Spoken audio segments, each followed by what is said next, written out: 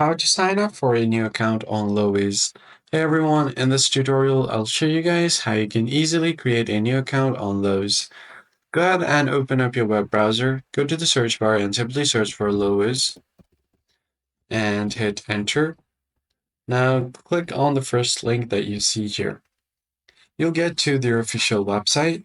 Now in order to create a new account, you can click on the sign in option. And if you are new, click on create or sign in. Once you have done that, you can just go ahead and click on the create or sign in option and enter your email address. And if you want the browser to remember your email, you can just click on remember my device, click on continue now.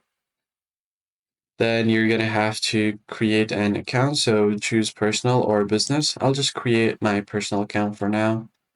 So here are all of the required fields that you need to create your account. So let me just quickly fill them up.